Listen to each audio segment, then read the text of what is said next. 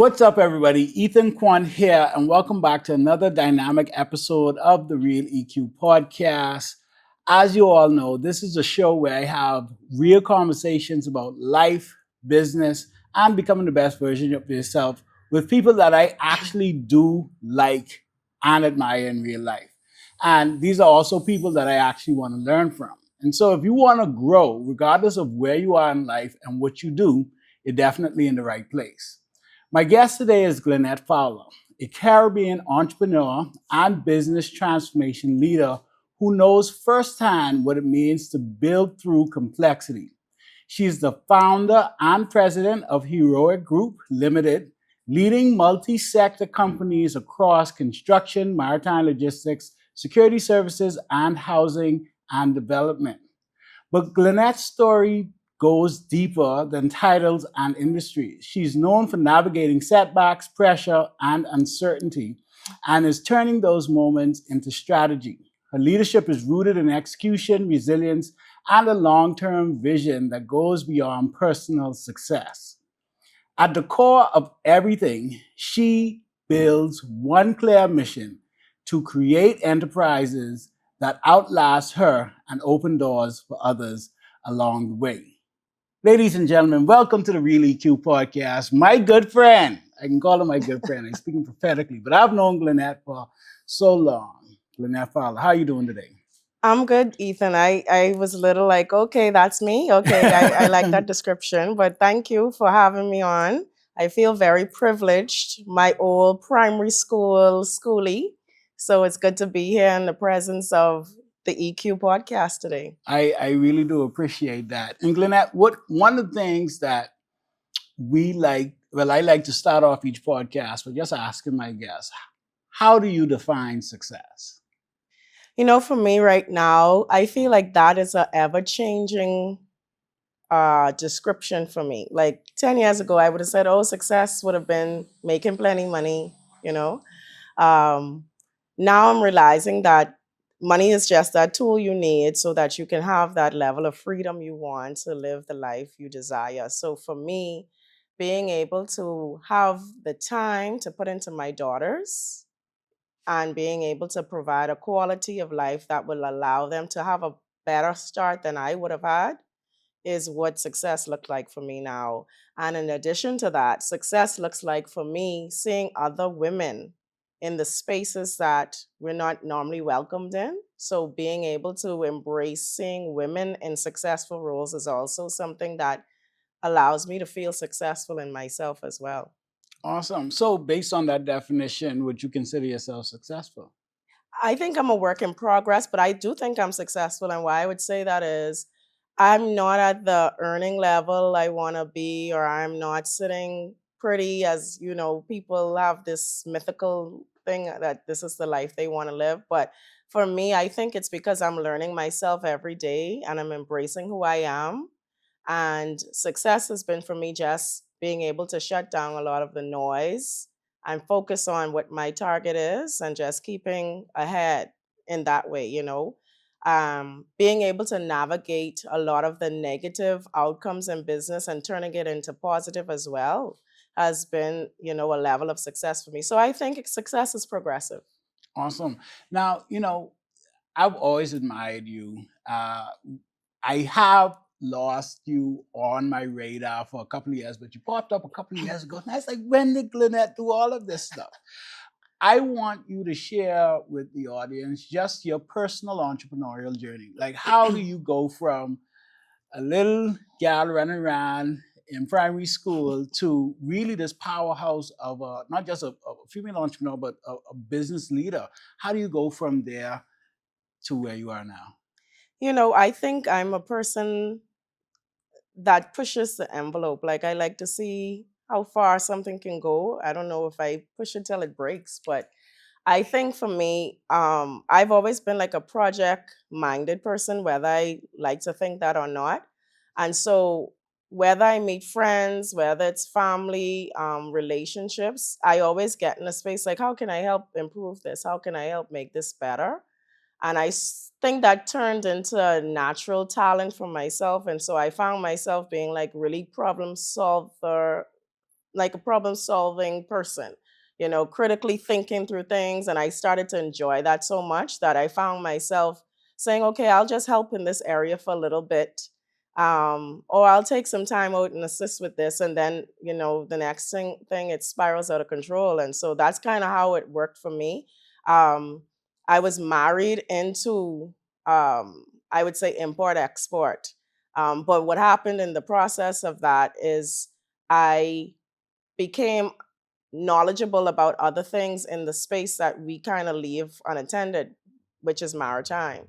And so I was realizing that because we are, I would say copycatting is not bad, but we are like a copycat society. When someone else is doing something, we kind of pigeonhole and say, okay, we're going to do that too. Let's see how we could do it better. Let's charge less and do that. And so the space where I originally started in, from a health standpoint, I realized it was going to become oversaturated. Mm. And so it was like, okay, what is happening in this country that is either untouched or only a small segment can participate in? And that's when I realized this import export really is more than bringing in, a pallet. And that's when I started educating myself in the space. And I realized this could be a really strong business. And so that's what I've been in the pursuit of over the course of the last 9, 10 years. Now you said you were married into it, but in just from knowing the industry and seeing it, I automatically associate it with you, Yeah. right? And I don't know if it was an intentional thing or but like, for lack of a better term, I look at you as the face of the companies, right? What has been your experience? Because when I think of maritime and logistics and things like that, and even construction, like I think male dominated industry, Hmm. right?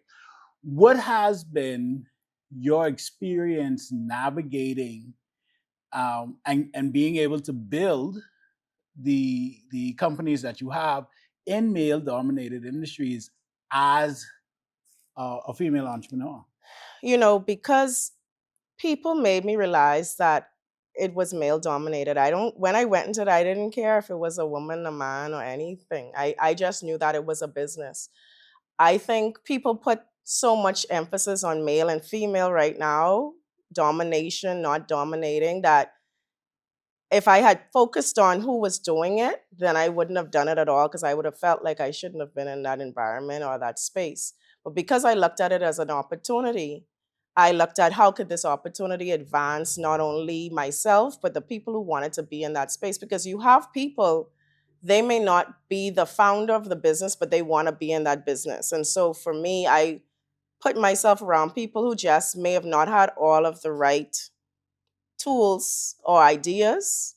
So that would have been like brokers and different people. And, how do we enter into this space where we're not really in the space? So for me now, I look at it as I am a female doing it. So I have to do it very well. And so whether I fail, because I failed a lot, but I've also been able to get up and stand up and start back from scratch.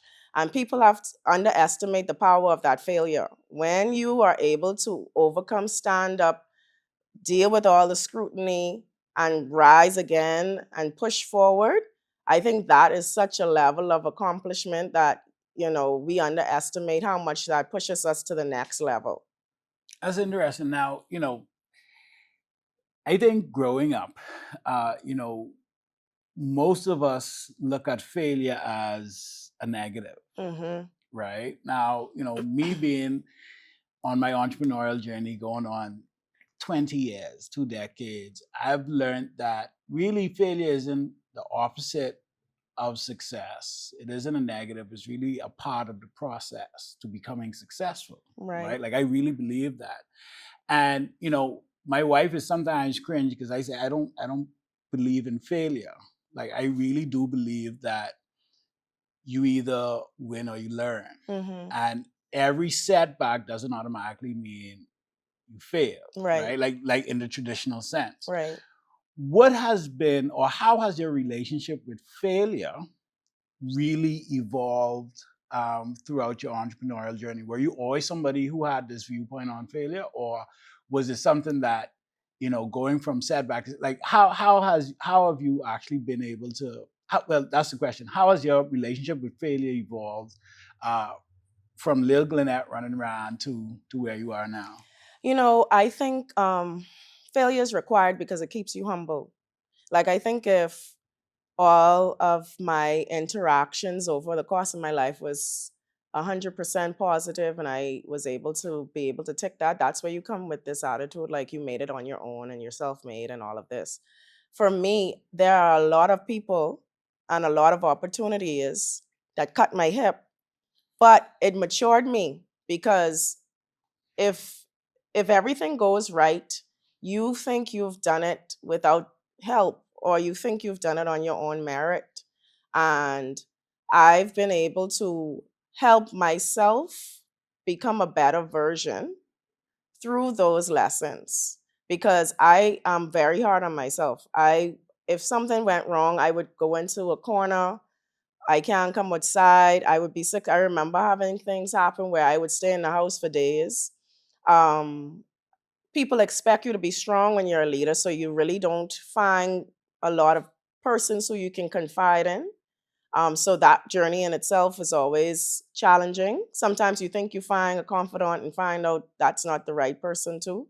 And so I've been learning how to, um, you have lovely books on your shelf, how to read and understand what that should be doing to feed yourself, trusting in the process.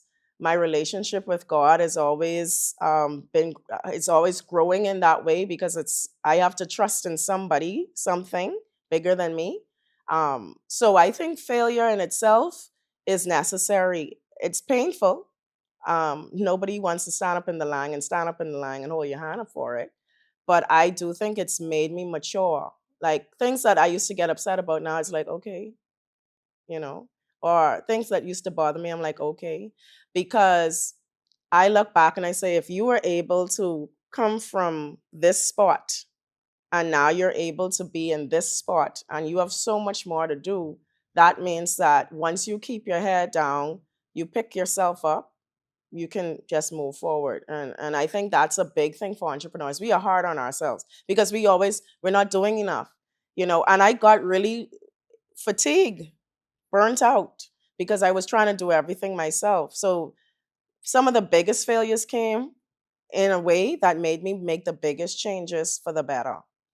Now, I I hear that and I appreciate that and I thank you for sharing, right? But you said something that kind of stuck out just now. You said, the burnout thing, right? Now, Hmm. honestly, I have conversations with my team. Like my EA last year was, Gen Z. She's like, oh, I'm feeling burnout. One of my guys is a big mental health advocate. And he's like, oh, you need mental health days. And I get it, but I don't really get it, right? In that, uh, I kid sometimes and I said, my mommy didn't give me the luxury of being depressed when I was growing up. Like growing up, we didn't have those things, right?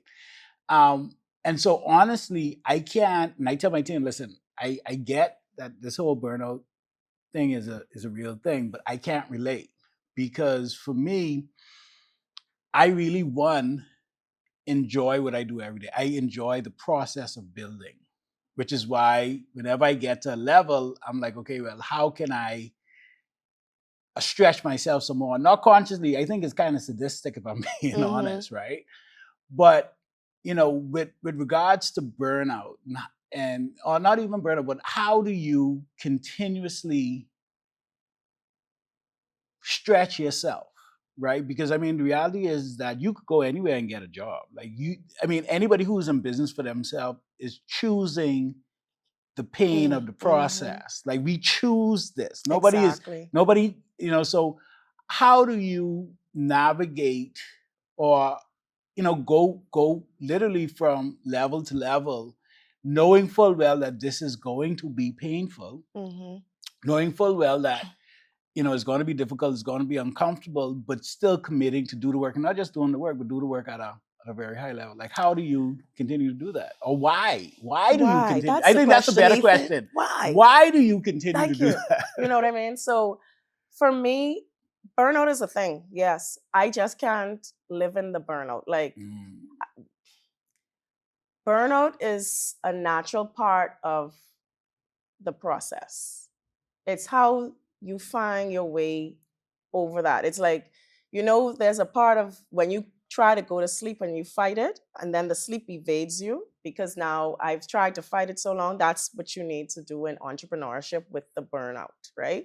It's go through that, but don't sit in it because it happens. And I mean, it happens regularly. The more you try to do, you just have to put yourself in a position to build a proper team. And I think that's where you go from level to level, because burnout is only an indication of the environment you've created for yourself.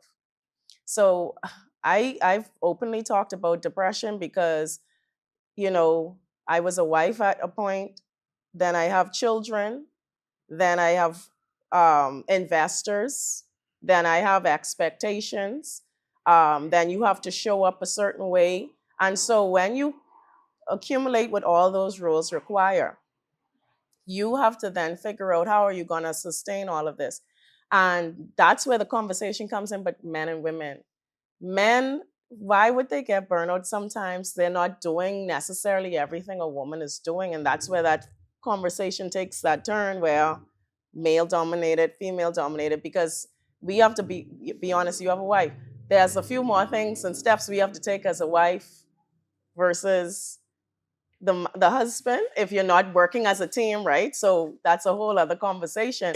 But at the end of the day, you have a lot of women are single mothers, Right. pushing an agenda, and they have a little bit more skin in the game. So everybody's story is different. I really respect everybody's journey. So I never try to lump, like, you can't lump this all up in one.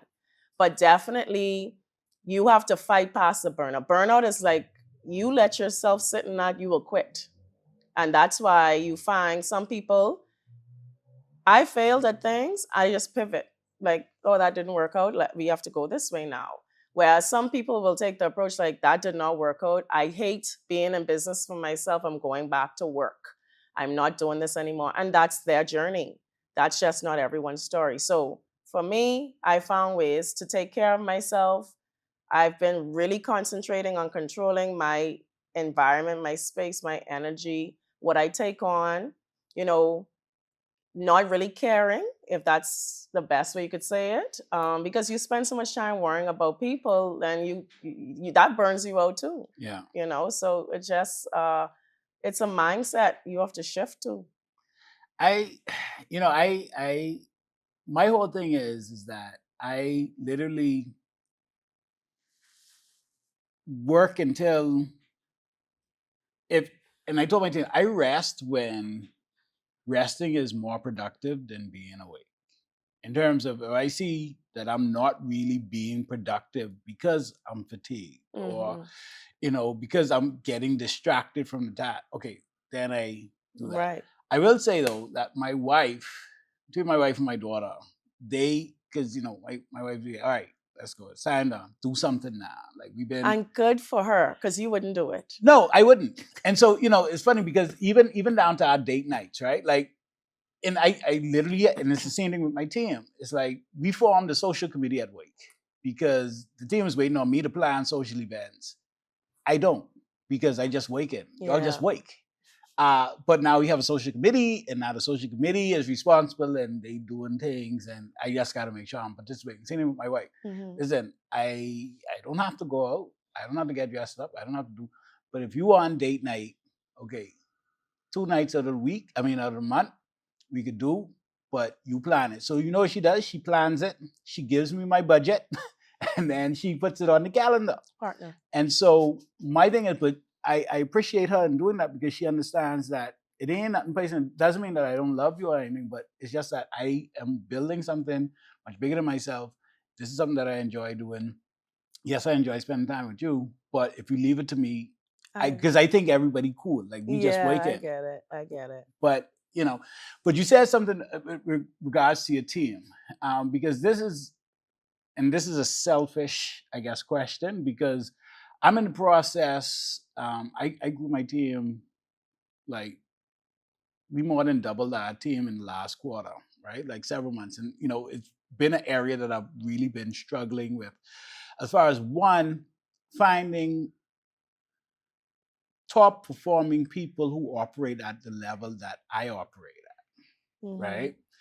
And my business coaches are telling me, okay, well, first of all, ain't nobody can love your business and work in your business the way that you do because it's your business, right? But I would be very interested in hearing your, I guess, strategy, for lack of a better term, on how do you build out your team? Because I mean, I got like 8 core employees, maybe another 8 uh, extended team members, but you got like a lot, and they doing a lot of stuff, and you got all kinds of things, and you got Right. departments, and Yeah. like, and across different islands, and Mm-hmm. so like, how do you? What is your process, or what has been your process in building out this team? Utter chaos. And that'll come up another time. But what I would say is I am the unintentional business person. Okay.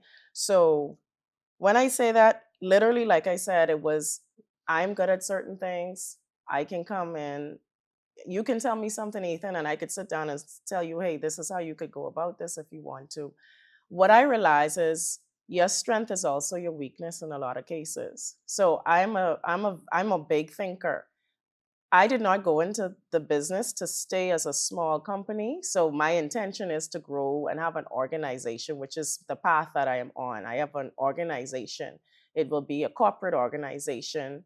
I will be a shareholder in the corporate organization. That was always my plan. A lot of people don't know that. A lot of people think it was a business and it grew. No, it's intentional that I want that. With that being said, it came to a point when I had to sit back, and this was recently, and say, for me to get from A to B, for me to, get investment dollars, to be able to repay investment dollars, these are some of the steps I'm going to have to take from a governance standpoint because I eventually want my freedom. I don't want to be the entrepreneur that is entrapped in the business that they're in for the long term. So that's the strategy, right? So I had to find other team members, consultants who had that same understanding. And so it comes to a point in everyone's business where your team changes. Whether they change and leave, you change them, but it's going to come to that point as the business stretches. And we have to be okay with that. I said this at the recent Bahamas HR Society's installation of their executives that because in our country we have this family approach, we sometimes let that overtake the business. But what I have changed to is we are a team and we train to win championships, right? So we are a team. That's my saying now. Yeah. This is a team. We're training for the championship because family tolerates poor performance. Teams are here to train and win. And on a team, if Jordan didn't make the shot for too many games, he had to be benched. Sometimes they trade you. And because I can tell you, as my business climbs, I don't care how much I founded it. If I take in shareholders and I have a board and they decide that I'm not working to the level I should, I will be put on the bench no matter what I brought to the table. So that is how I'm running my business now. And it's painful because but this is where I'm at, and I'm enjoying it, by the way. But I really have to insulate myself and take a level of okay, this is the road you're on. You have to be a woman enough to take on what comes with this road too. No, I got so excited because that's literally how I run my team. Like Mm-hmm. literally, I say, listen, we ain't family, Mm-hmm. and I can't remember where I heard it, but I heard it one time because I know it wasn't an original thought. But I was like, this is so true because I got family that not only you tolerate something, but you got family that you don't work with, that you can't stand, that I don't talk to, Yeah, I right? get it. And so you know, for me hearing you say that at the level that you're at, I feel like, okay, well, I'm on the right path, right? Because that approach, I think, is so accurate in that, we are a team, and in addition to, if somebody isn't performing, but all of us have specific roles. Yeah. All of us can be the point guard or the star player. All of us, sometimes your role is to support, Mm-hmm. right? Everybody has a role to play. And what you should be doing is understand that we have this common goal, but I have a role to play, and this is the role. This is my contribution to the team. And when you look at championship teams, it isn't just the players on the field or on the Mm-hmm. court that get the ring at the championship. Right. It's the people in concession, it's the janitors, it's the towel boys, it's everybody that made a contribution to that organization to get them to that championship that participates in it, Right. right? And so I really love that that you were able to do. Now, I know something about you that I don't know if everybody knows about you. But I was so excited when you and I were talking the other day, and you shared with me the three C's. Yes. Right now, when I heard that, I was like, "Wow, this is incredible! It makes so much sense," and it made me so happy because it's kind of like your signature thing, right? Like mine is get uncomfortable, do the work, get uncomfortable. But and I ain't saying what it is because I don't know if you can share, No, but we could talk about I it. would love for you Yeah. to share um, your three C's with my audience. One on what they are, but why they are Mm-hmm. as well. You know, as I navigated, because I was working on a book, like we talked about, um, and I realized, okay, the way this book is going to sound, it may sound like some sad, oh, she, you know, don't like how things is go in business. No, my thing is we have to accept certain things. If business was easy, me and you would not even be able to have the level of conversation because there'd be just a bunch of people doing business and we would all be, driving off into the sunset together, right? But the reality is, a lot of us went into business. Some of us came in with a good, nice, clean business plan, strategy, it all lined up, everything. Me, I feel like my journey in business has been chaotic. It's been chaotic because you had this small entity and you have this big overarching dream that most people like, oh, why does she even think she could do it? Why does he think he can do it? Like people judge your business strategy when they see you trying to do that. Who do they think they are is really what it is about. And I'm just that person who's going to try, you know? So my thing is, as I looked at it, was like, what could I have done better? If I had to help anyone, which is what I want to do in the eventuality of all of it, what would I have done differently? So I had to recognize what happened. And I said, your business kind of goes from chaos, and then it gets to this point where you have to get to control, and then you get clarity. It's like, that's how this works. You know what I mean? And so I like this whole idea of the three C's. You're going to get to this point, you have this idea, it's going to sound good, it's going to look good, and then you're going to get into it and be like, oh, that's not working, let's try this. That person didn't work out. So you're going down this rabbit hole. And at some point, if you don't snap out of that, you can't get to that second part, which is that control. And control doesn't mean you have everything right. It doesn't even mean you're making money. It doesn't mean any of that. What it means is that you are now understanding that you have to set priority where it is. You have to set some parameters, some scope of work, some standard operating procedures. And when you get that control in your business space, you start to see your way clear into that clarity. And so for me, that's been what I've been developing. And I'm the walking story for that. I must say I'm that's where I am, what I'm developing. And you're gonna upset people. As your business grows, you're going to upset people because what you were before, for you to get where you're trying to go, you just can't be that person. It's not about changing your personality, it's just changing what matters. Because I always tell people, you are in business to be a earner. You want to earn revenue no matter what. I don't care. No one can tell me they're in business because they like being in business and they don't want to make money. But what we have to understand is our teams are involved in our business because they have a level of expectation. And if the expectation to earn is only on the owner, then you've already failed. Wow, what your boy say? Wow, that's powerful. No, I man, Glennette, I love that for so many different reasons, right? And when I think about, even as you were sharing just now with the three C's and the chaos and then the control and then the clarity, like it's so fitting. But in addition to that, like I honestly feel like in some instances it's a cycle, It is. And it right? always continues. Right, because every new level, It's like a new era. And yeah. you have to continue that same cycle. So where are you right now? Which C I'm are a, you in? for me, I don't even, when I say I'm on a cycle, I know that I'm in a space now where the business is going to continue to expand. The Right. business is going to continue to expand. That's the idea behind it. I'm at a space now where I want, and I've been intentional about putting persons around me to tell me where I'm wrong.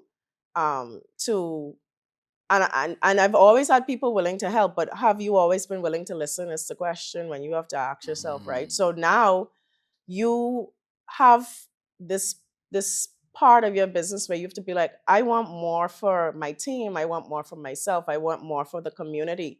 How can we get to those levels where those companies are giving out donations to organizations where they standing up on the news and they say this $75,000 for, that comes with work. You can't become that level of organization and help anyone. So I want to know that I was a part of building something like that. yeah. And I also want to have something so good that people want to be a part of it as well. How can I become an investor in that? And I've already been able to be afforded that opportunity, thankfully, that people have invested into my vision. And without that, I would have not been able to scale.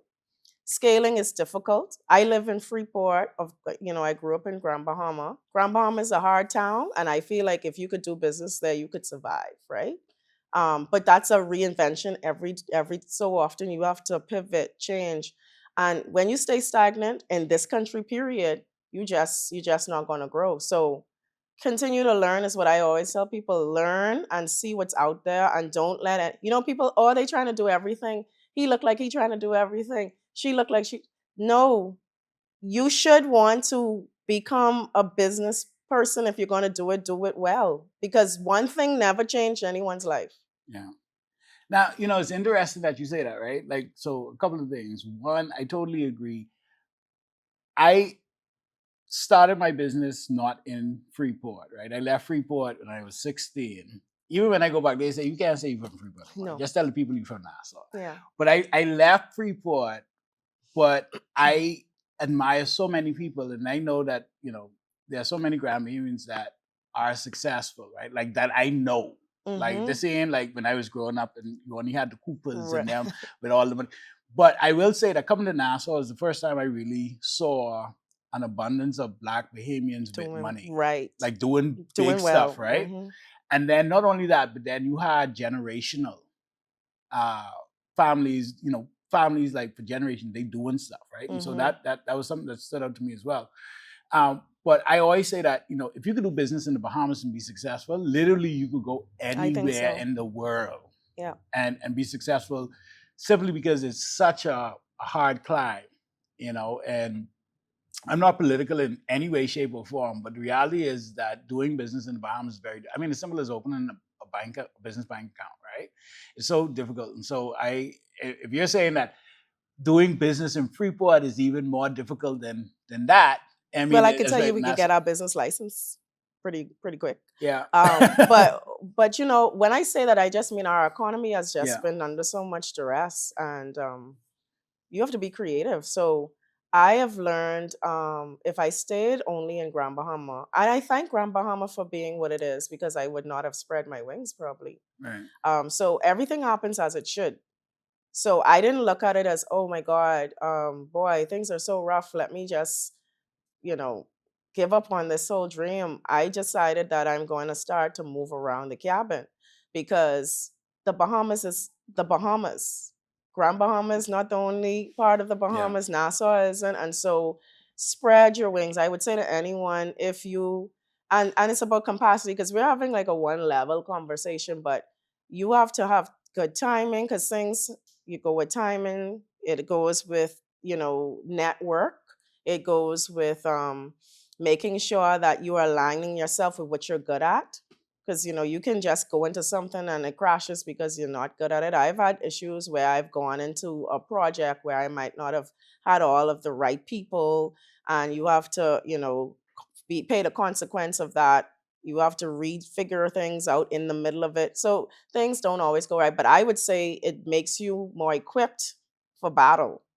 So if you stay in your own area, because I've been able to do business in other countries, like it's been a good open door experience. So I've become unafraid of stepping into something strange, because I realize, okay, this could be hard. Let's figure out how hard it's gonna be, and let's figure out how we're gonna get past that hard.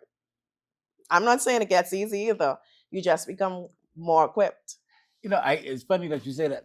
This is so refreshing, right? Because I literally told somebody the other day. There's like I was speaking at a small group, and a group of aspiring entrepreneurs in the creative space actually. And there's like one of the young fellas asked me. He said, Ethan, I've heard what you said, but does it ever get easier?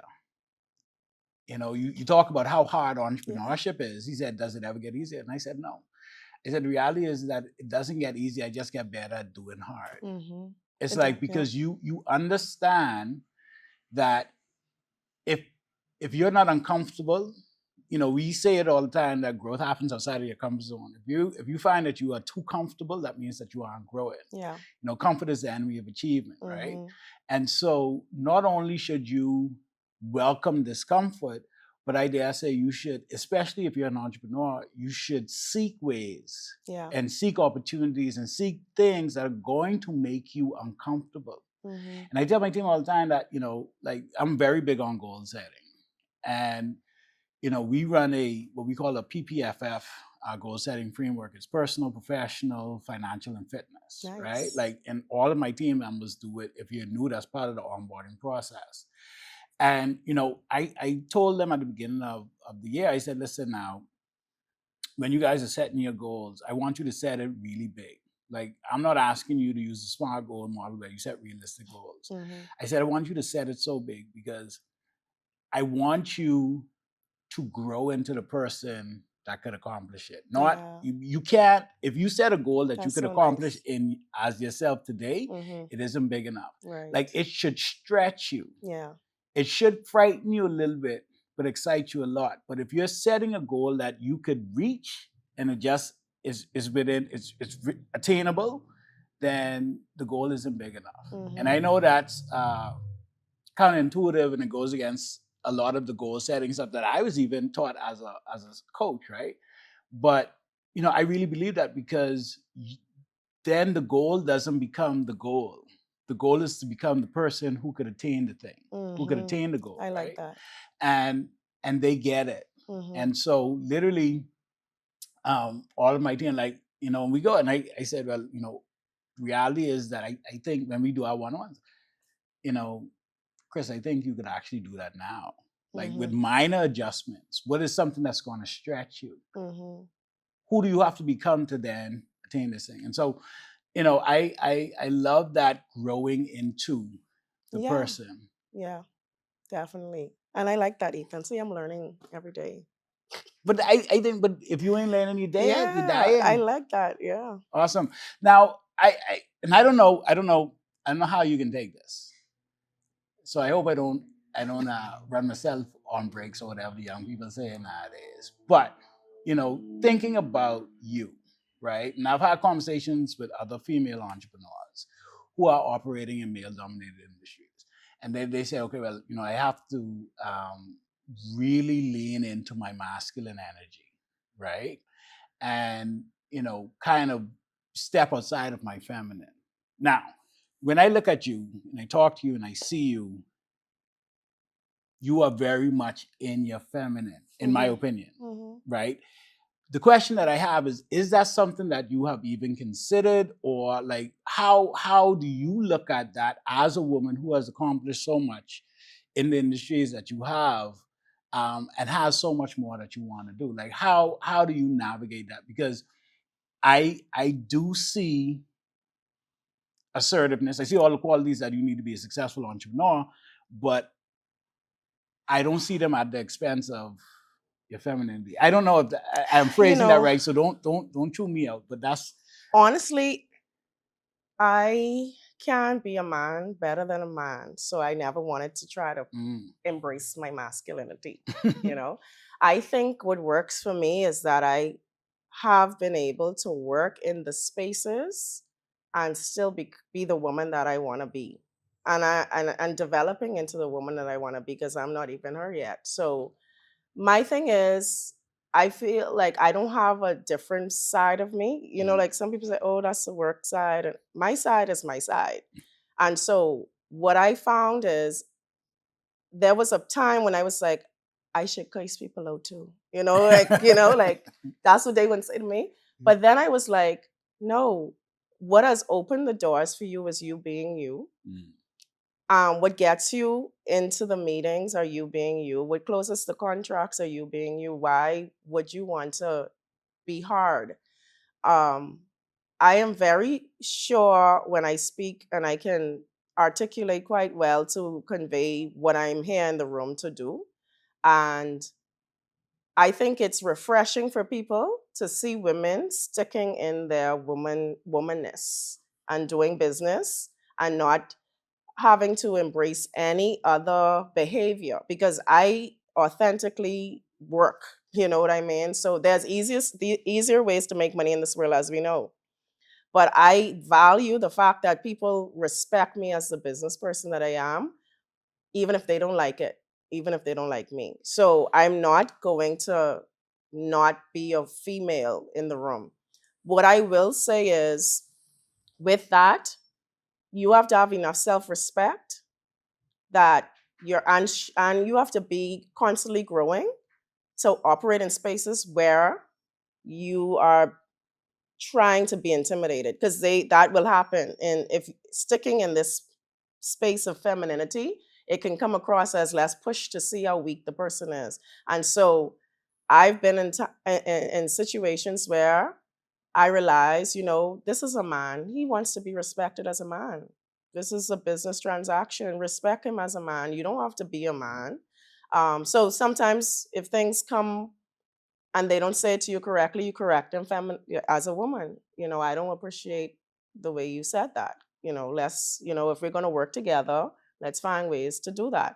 And so I've become better at it, because at some points I remember I cry in my private times, because it's like, oh my God, like what did I get myself into? And then I realized, no, be that girl that your father and mother asked you to be. Don't be anything else. And I love that about how I operate. Yeah. I'm not gonna not dress up at a meeting. I'm not, if I'm gonna wear, my steel toe boots, I'm gonna wear cute. I just don't want anyone to mix me up and think I'm trying to be a man. I like being a woman in the space. And I think it opens doors for other females, because many times I've walked into a meeting, no one knows me, and they'll say, "Oh, we're expecting someone like more butch." I've heard Right, that right. come. I was like, Wow. "Okay, that's fine. No, no, it's me." Or Right. they're looking like, "Is someone else Somebody else coming come in, in?" yeah. But I think that's fine too, and I think.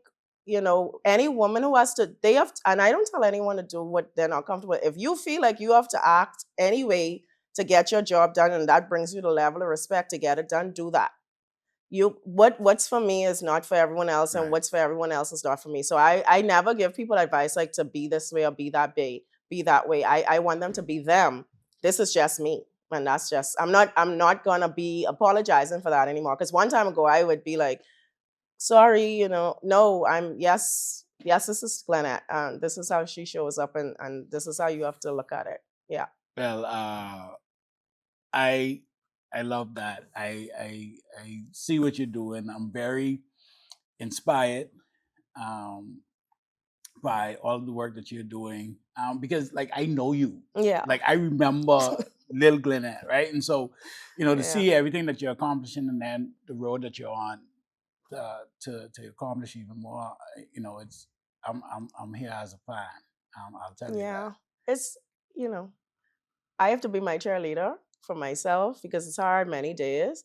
I'm just learning. It's a journey, Ethan. It's a journey. And when I get hard on myself or I get in this pity party, I'm like, Glenna, come on. Look at God. You know what I mean? Yeah, Like, what are you talking about? And so I'm very grateful.